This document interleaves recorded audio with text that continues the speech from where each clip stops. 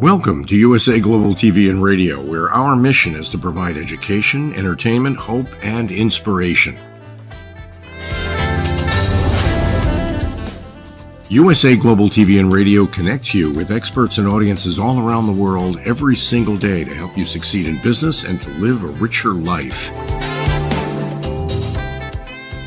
Visit us at usaglobaltv.com to learn about career and life-changing training and mentoring programs like the Listening Mentor. Subscribe to our newsletter to stay informed about our special programs and offers. Discover how you can become a guest on one of our shows or a host or producer of a USA Global TV and Radio show of your very own. That's USA Global TV and Radio, where the doctor is always in.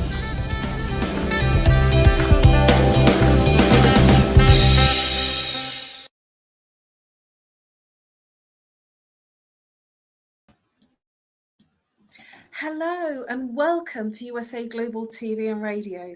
My name is Caroline Heward and I'm known as the Harley Street Stress Expert. Today's show is Talking Heads and I'm an expert presenter in today's topic, which is the psychology of suicidal behaviour. And it's part of the Mind and Body Connection series. So let's begin.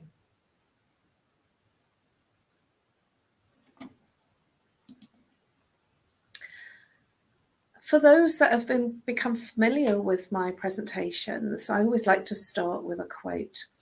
And I searched for this quote through the Cambridge Dictionary. You can tell that I'm very English. I always find the right dictionaries. And the Cambridge Dictionary says this. It's a suicide is an adjective, which in brackets it says means death. People who are suicidal want to kill themselves, or are in a mental state in which it is likely that they will try to do so. So today's topic is very heavy, and I'm going to do my best to be light with it. And at the same time, I believe that the first step to solving problems is to step into a state of awareness. The first place to solve what's not working is when you become aware of what's not working. And essentially, this is why in the state of being in my presentations, they are healing, because the first place is to witness what is happening so that you have some understanding emotionally, physically, mentally, so that you can then take a course of action and changes that will affect you in a more positive way. And so it's always good to step inside and into a state of awareness, understanding, and a place where you become a witness. You become a witness for yourself if you are the person that has suicidal behavior, or if you become witness to somebody in your family that has suicidal behavior, because it affects us all. So I want to look at suicidal ideation. I didn't actually know what this term meant until I started researching it and studying it. And it makes a lot of sense because it sounds like a very long word, and these long words frighten us a bit because, what is that? Well, let me take away that concern about what this big, long word is, ideation. It just means having ideas about and in your life. And many of us, at some time or another, when we've had difficulties, we will turn around and say things like, oh, I can't cope with that. I just want to kill myself. I just can't do this anymore.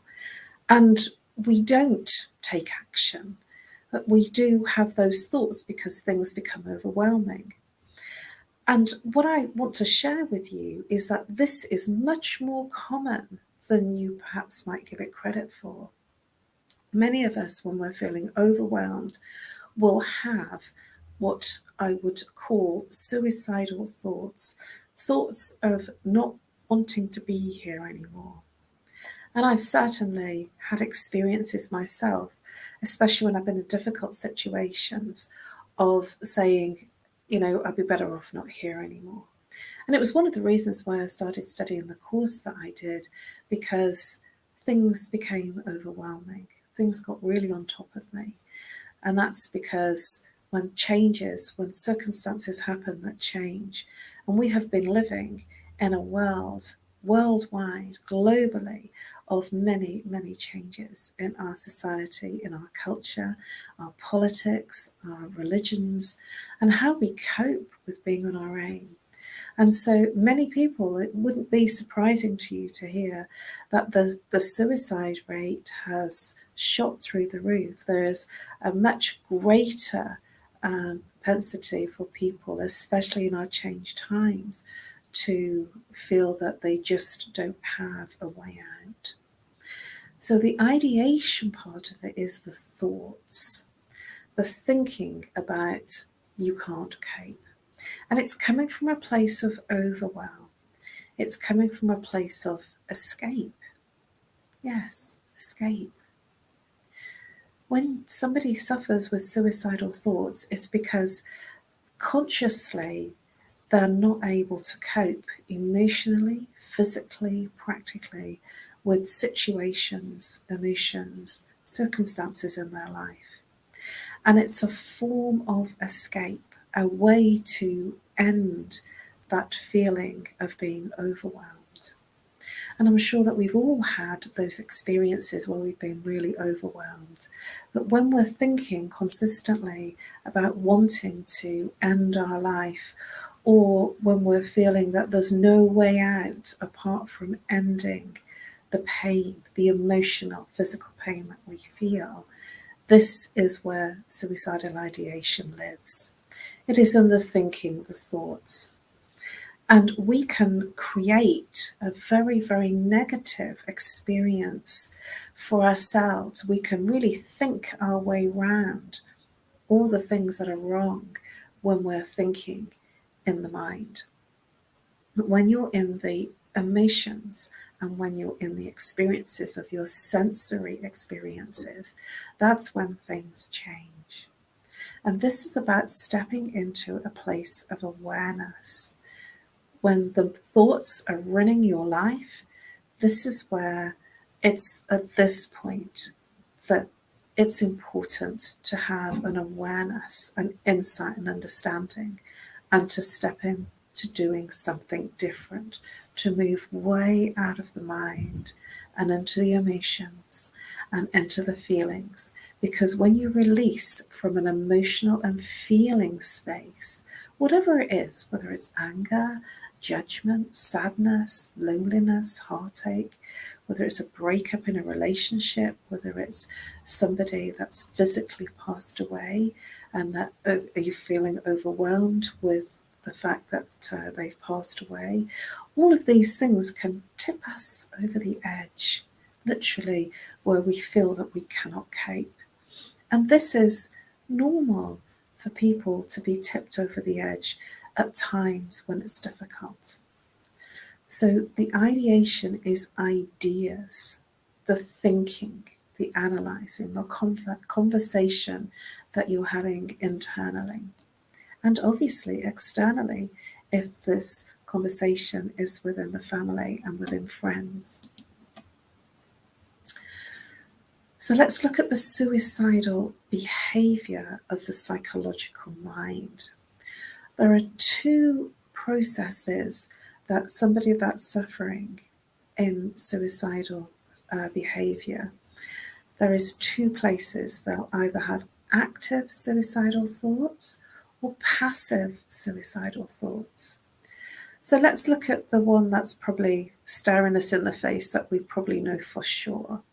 The active suicidal thoughts is when someone is preoccupied in their thinking about how to end their life, how to escape the overwhelm, how to do it so that it works. So the active suicidal thoughts is when somebody is very preoccupied with thinking about how they can end their life, and very preoccupied in the planning, the execution of how they can come out of the overwhelm, escape from the experiences that they are experiencing, whether they be physical, emotional, mental, or behavioural. So it's where they are planning their way out, their escape from the overwhelm and not being able to cope. And so this is where they might be planning whether which activation they use, whether they're going to do an overdose, or whether they might be doing very risque activities, such as driving recklessly, or maybe getting overly drunk many times in consecutive days. It might be that they might not take medication that's been prescribed for them because they're feeling that they can't cope with the symptoms of their sickness. It might be that they decide that they want to be more promiscuous because they have no security in terms of staying alive. So this will be the person, there's different formulae of how somebody might behave, but essentially the thoughts will dictate the way that the person will act in life. And so when they are actively thinking about planning the execution of ending their life, they will be very risk-taking, and they will have almost no feeling of needing to be safe. And people in professions that risk their lives every day, like firefighters, for instance, or people that scale mountains for a job or for a hobby, people that naturally are very risk-taking, may have tendencies for suicidal active thoughts. And it may not be, if they're doing these very risque activities, that they are actually thinking about ending their life, but it's because their behaviour is coming out of, so the psychological mind is moving their behaviour into risk-taking activities because they have no value for their state of living and being in this world. And so they have a much more open activity and behavioural pattern to do things that maybe the average person might not feel comfortable in doing. So passive suicidal thoughts is when we're describing situations that we're feeling in overwhelm, and we're saying things in our thoughts such as, I just want to end this. I can't cope with the situation anymore. Oh, well, in 3 years' time, I'm not going to be here. So what do I care what happens? It might be that they're looking after, caring for somebody that's sick, or it might be that they are themselves unwell and coping with symptoms that are causing them emotional and mental pain. It might be that there's antidepressive tablets that they're taking, or antipsychotic medication that lead them to be thinking about ending their life because they're in overwhelm. And this is the terminology I want you to become familiar with: overwhelm. The body naturally is a self-defense mechanism, and it naturally will protect itself. That's just our natural state of being. And when we go into overwhelm of a situation, an event, a circumstance, something that's happened in our lives, when we move into that place of overwhelm, then these thoughts can come in as to escape. And this is what this is all about. It's a means to escape what they're not coping with. It could be something like, sort of in our changed world, that they are not coping with the role that they're playing within their work environment. It might be that they have changed their role in work, their occupation. It might be that the finances have changed. It might be they've got a demotion. It might be that the work is not what it used to be. It could also be where the person is actually caring for someone, that they feel overwhelmed, that they're not actually living, they're existing through their life. It might be that the person is uncomfortable with a breakup in a relationship, a breakdown in a partnership, a business partnership. It could be that they've lost their business. It could be that the way that they're living now is culturally very different. So people like refugees that have been displaced from their country of origin, and they're in a strange country, a strange city. Maybe then they don't speak the language of the country they're now in, that everything becomes overwhelming. And so there are many types of situations where we will feel in a state of overwhelm and not feeling that we cope. And these passive suicidal thoughts are exactly that. We're saying things like, I can't cope anymore. I'll be better off if I'm not here. I'll be better off. Everybody else will be better off. And in that space of the thinking, there is no planning to actually act upon it. It is just simply the passive suicidal thoughts of ending your life. And please remember, the body is a perfect self-defense mechanism, and it will not allow you to end your life unless there is severe overwhelm and severe states of awareness of this is an escape. This is the only way to escape. And in awareness, I want you to have an understanding that these thoughts are thoughts. They are not what's representative of what's really there. They are thoughts, and thoughts can be changed into much more helpful thoughts, much more thoughts that are more inviting and help you to live in a better way and overcome these challenges that you are facing in your life. There is an extraordinary model called the Joiners model. And this model is to assess the risk of somebody who may become suicidal in their thinking and in their actions, their behaviours. So the first aspect of this is that the person will feel very alone. And the Joiners model, they call it thwarted belongingness, that they feel that they don't belong anymore. And it could be in a relationship, in a group, in a community.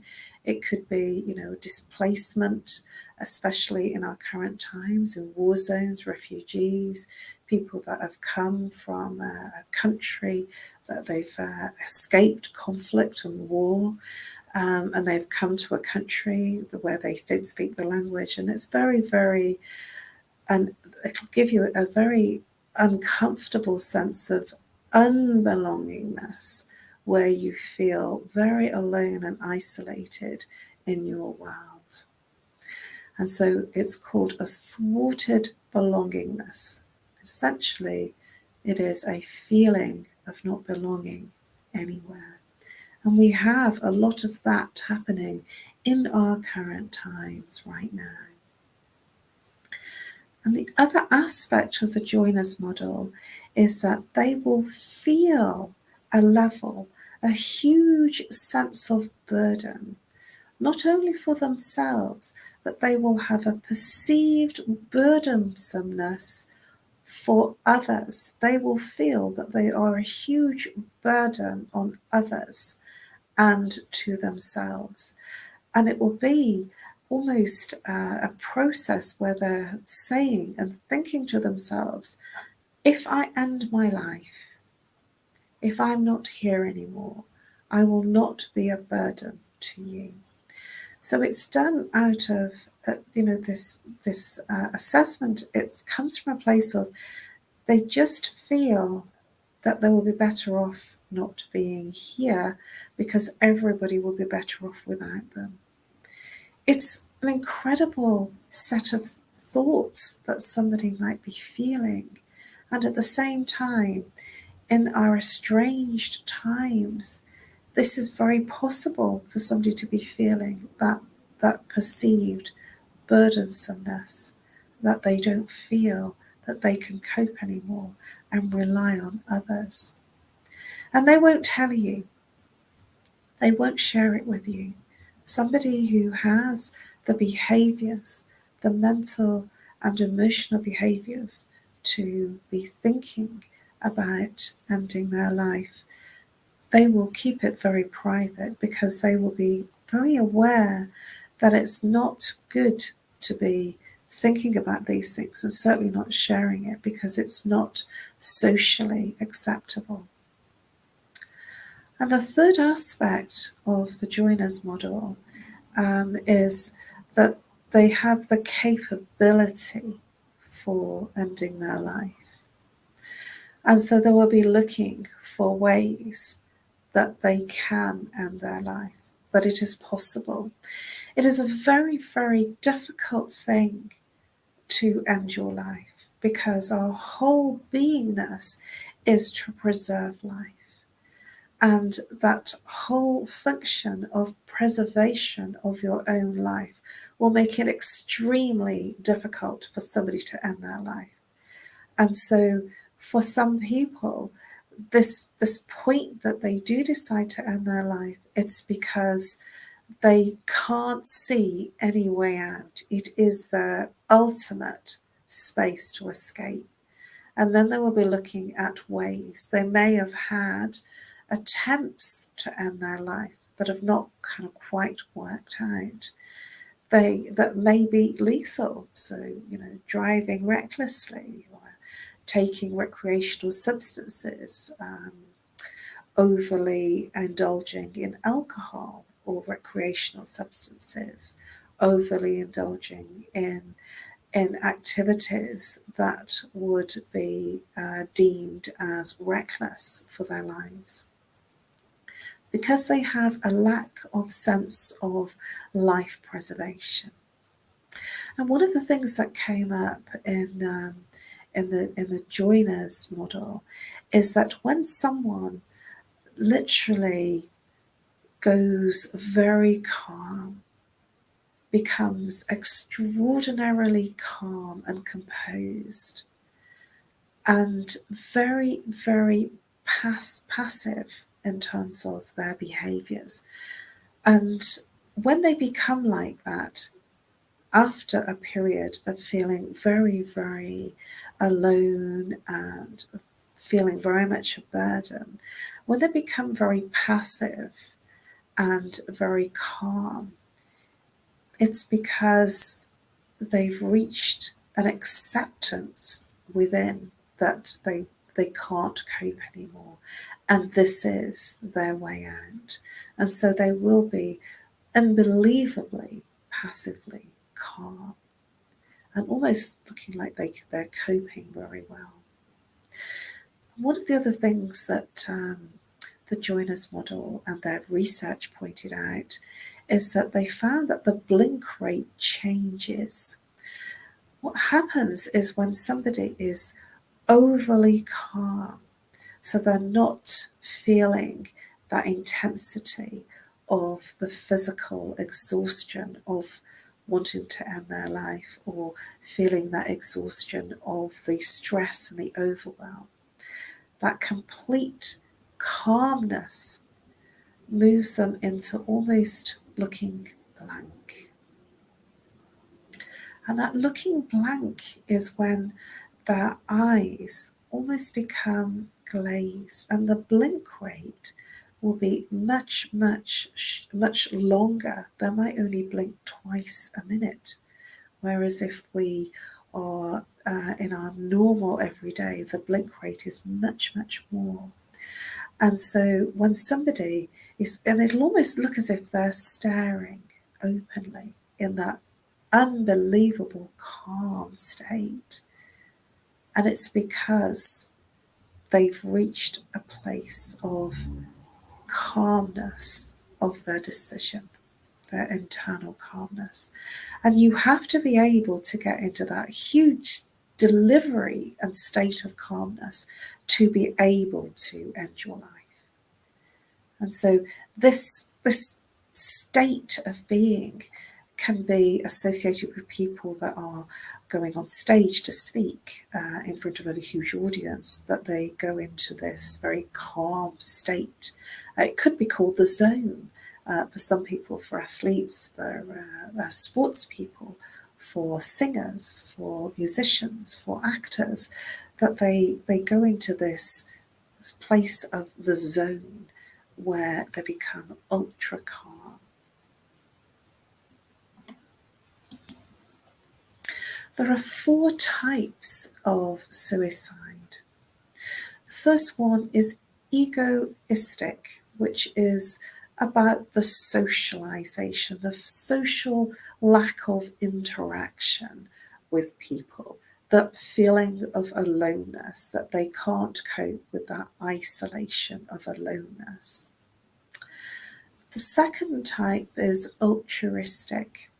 And this is where the person will sacrifice their being for a company, a charity. It could be that they are working to very tight deadlines. It could be that they will be in that state of being where they've forgotten about themselves. So it could be that they're looking after somebody that is in a huge state of sickness that needs your care. So they're sacrificing themselves, whether it be a work situation, a personal situation, whether it be a relationship, whether it be a charity or a cause or a political environment.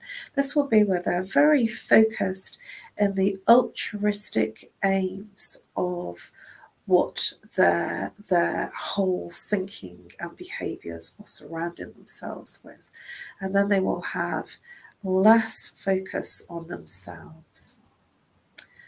The anomic is social regulation. So in our current change times, there has been a lot of social regulation in terms of meeting people, how we can meet them, how we can't meet them, what we can do and what we can't do. And this whole, sort of structure of rules and regulation and control of what is okay and what's not okay. And for some people, that social regulation of not being allowed to do some of the things that have given them their ultimate freedom gives them cause to not wish to live in today's world anymore. And there's certainly been a lot of cases of very young people, 10, 11, 12, who just cannot see any way out. They've been kept away from their friends, their extended families. They've been kept away from people that they care about, from a visiting perspective, because they're in lockdowns. And it's caused an enormous state of social regulation of what they can and can't do.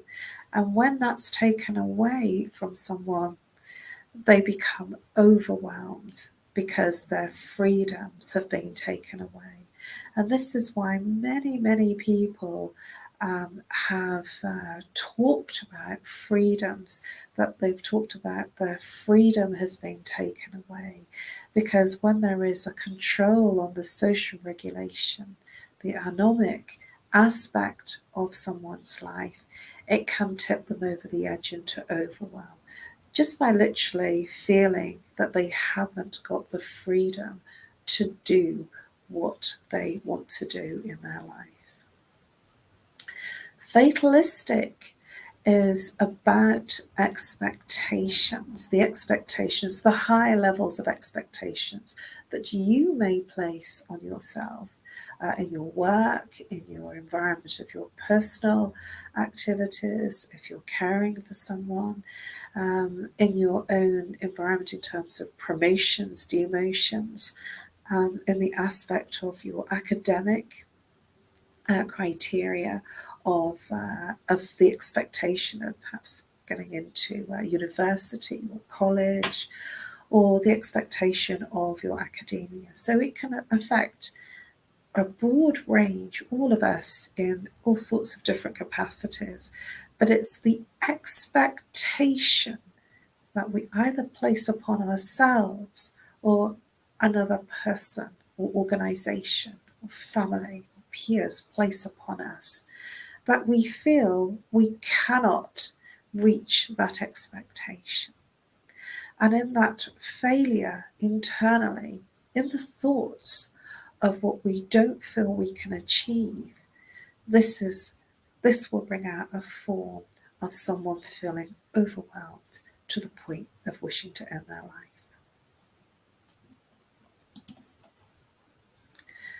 So let's look at some suicide interventions. Awareness signs, both for the person that is feeling that overwhelm. Be in check with your thoughts. And if you are stepping into a place of overwhelm, the first place is awareness. When you become aware that things aren't working, when you become aware that you are in that place of overwhelm, when you become aware, when you become a witness, when you witness what you're not coping with, this is the place that you can change things. It's at this point that you can make a difference to yourself. Also, if you are in a family environment or in a work environment where you can see the signs that somebody is in overwhelm and that may be looking, their behaviours may be looking like they wish to end their life, go in and ask them, talk to them, ask them, are they okay? Reach out to them, because they may be feeling such isolation and such burdensomeness that they don't feel they can reach out. So if you are in a family, in an environment, even in your working environment, do look for these signs of someone literally looking like they are feeling like they've got the weight of the world on their shoulders. When you've asked, listen. The key thing here is to listen without any judgment upon the other person, their thoughts, their feelings. That is the worst thing to do, to ridicule them. Because for them, they have already got to this ideation place of saying they cannot cope, and this is a way out, this is their escape. So listen without any judgment, and they will feel that you listened, and they will feel heard when you listen, without commenting, without making them wrong. And in that space where they really feel that you listened, they will feel supported and they will not feel alone. To be in that space of being a support to the person is the best place to be. If it's within your family, if it's within your workplace, just that quiet word. Hey, you don't seem yourself lately. Are you okay? I'm worried about you. Please, let's have a conversation. Reach out to that person, because you never know. You might be preventing them at that point that they were thinking about ending their life, you might be the person that reaches out, that makes them think again. And please stay connected. When you've reached out and allowed that person to open up, stay connected with them. Even if it's just a little phone call or a text message or a message telling them that you care, telling them they're not alone, that you're there for them.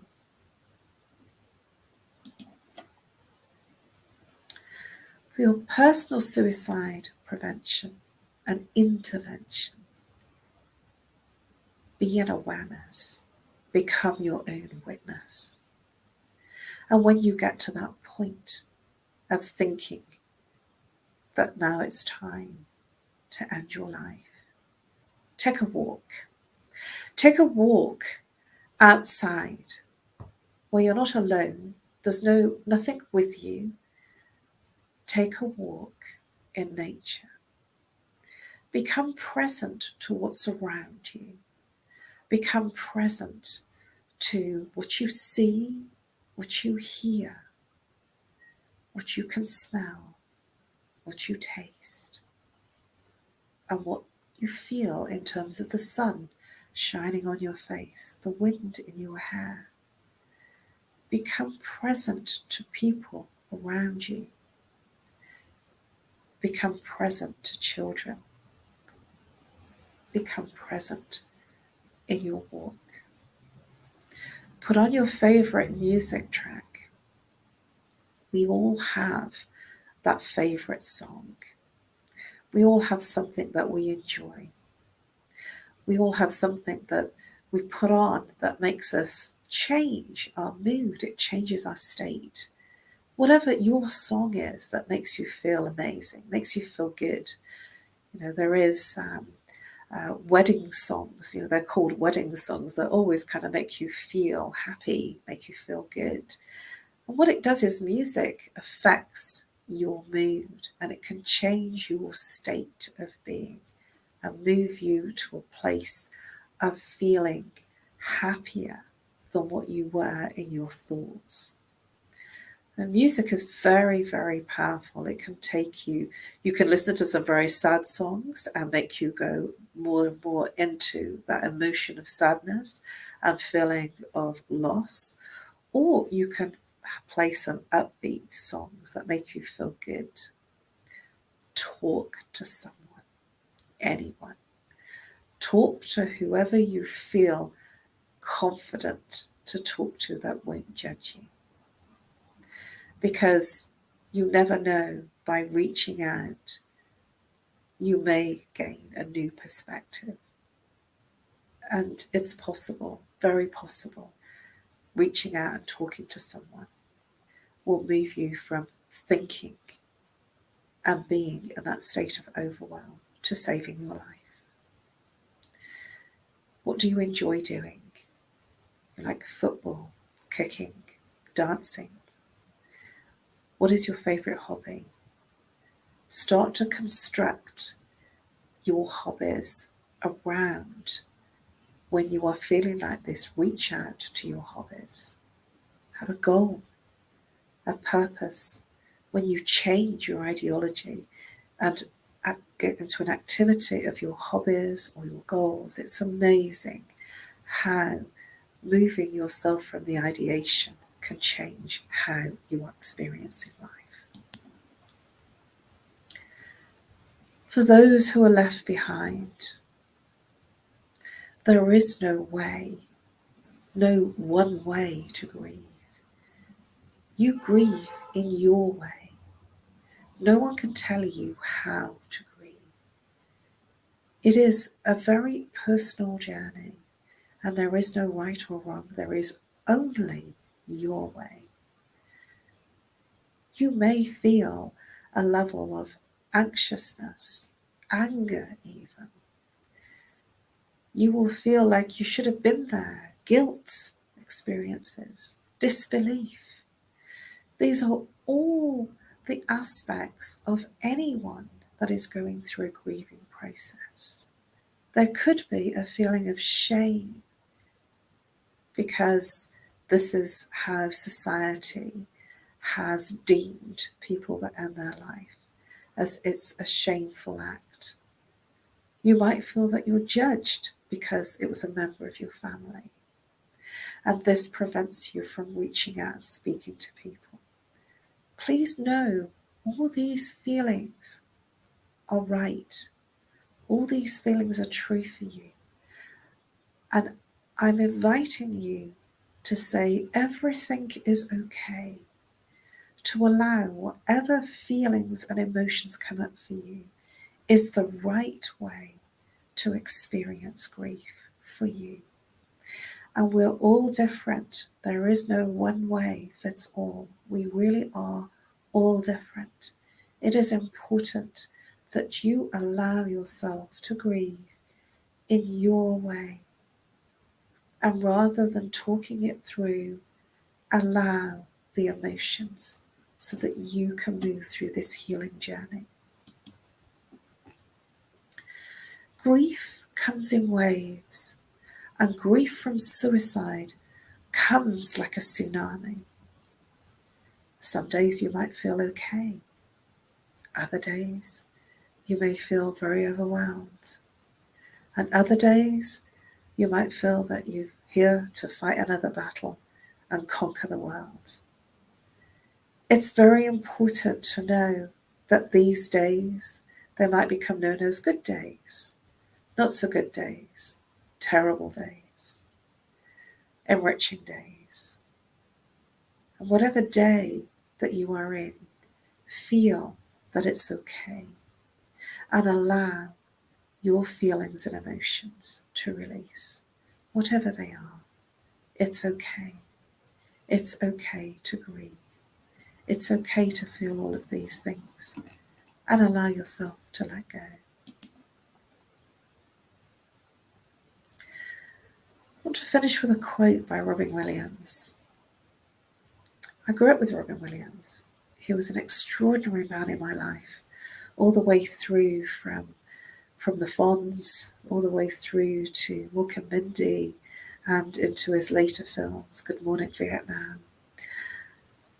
I grew up with him and I thought that he was the most funniest person in the world. And I was very, very challenged by the fact that Robin Williams ended his life because he couldn't cope. It really amazed me because he kept me laughing for most of my young years throughout my life. I grew up with this wonderful man who kept me laughing. And he says, if you're that depressed, reach out to someone. And remember, suicide is a permanent solution to a temporary problem. Suicide is a permanent solution to a temporary problem. R.I.P. Robin Williams. You kept me laughing all the way through. And I absolutely embrace your wisdom.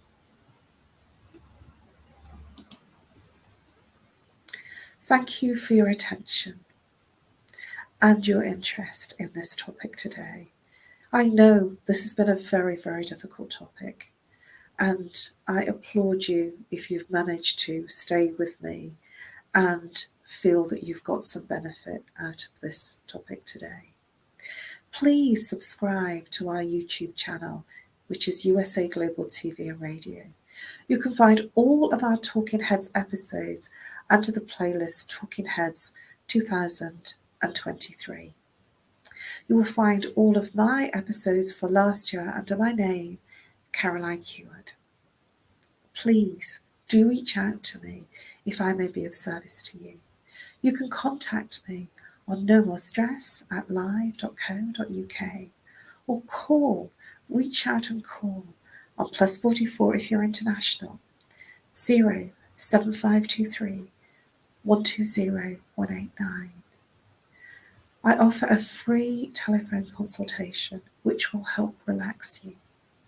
I am specialised in helping people come through this place of feeling suicidal and feeling that overwhelm.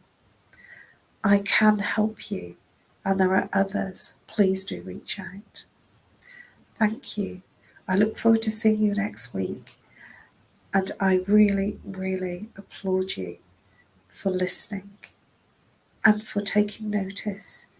This might save your life, or it might save the life of somebody that's very close to you.